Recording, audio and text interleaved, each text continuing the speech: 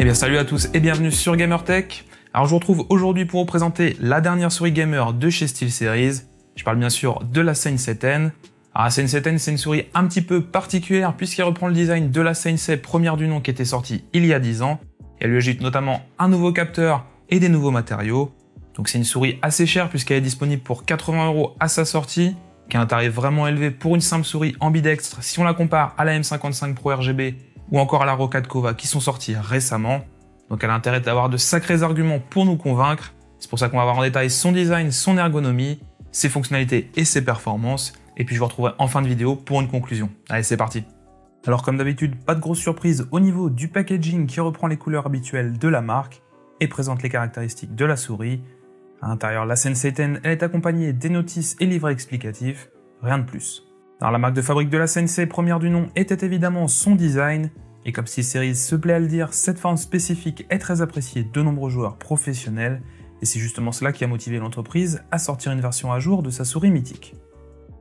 La Sensei 10, elle dispose donc d'une coque tout en rondeur et ambidextre, celle-ci tombe parfaitement au creux de la main et est donc difficile de lui faire le moindre reproche sur ce point. Aucune contrainte au niveau de la prise en main qui pourra être au choix en palm grip, en claw grip ou en fingertip. La coque est recouverte d'un revêtement noir mat assez doux qui se révèle très agréable.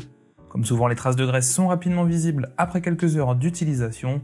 Mais SteelSeries annonce avoir particulièrement travaillé la résistance du revêtement, mais il est pour l'heure difficile pour nous de nous prononcer sur ce point. Les clics principaux sont solidaires de la coque extérieure, mais cela n'entache en rien l'expérience. Nous n'avons de notre côté constaté aucun problème de rebond ou de réactivité du fait de cette caractéristique. En dessous, on retrouve ainsi des interrupteurs mécaniques garantis pour 60 millions de clics, probablement fournis par Omron. Design ambidextre oblige, la Sensei est donc équipée de 2 boutons supplémentaires de chaque côté de son châssis. De la même façon, ces 4 boutons y répondent parfaitement et tombent très bien sous le pouce. Et tout comme les boutons principaux, le clic est bien marqué et la réactivité sans faille.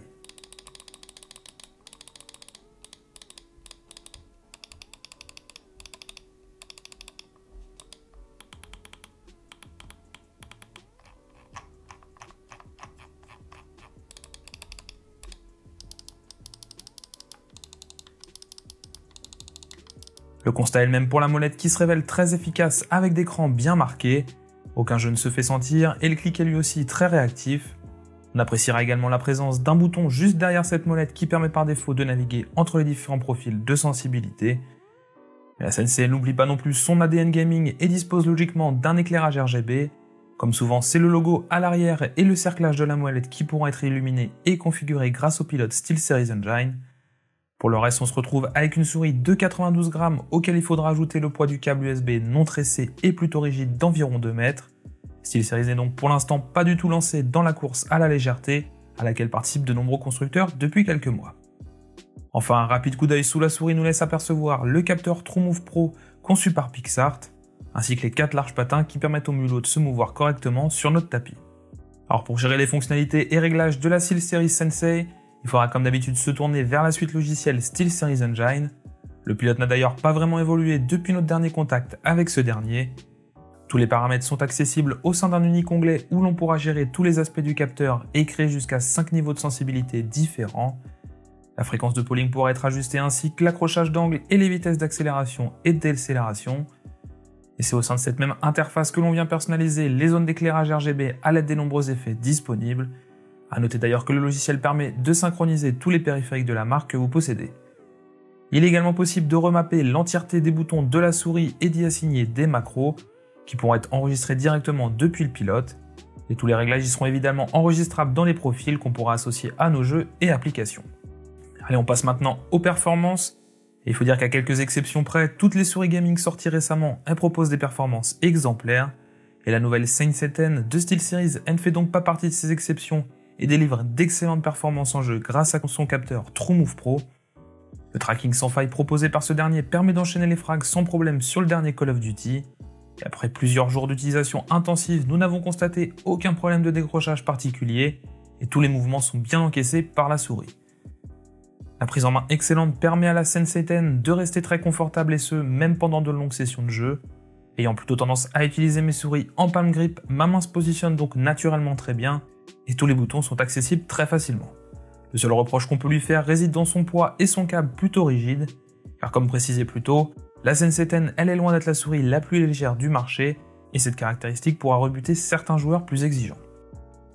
Donc voilà ce qu'on pouvait dire sur cette Sensei 10 de SteelSeries. Donc globalement c'est une excellente souris qui délivre des performances excellentes, une ergonomie qui est vraiment parfaite et c'est un plaisir à l'utiliser au quotidien.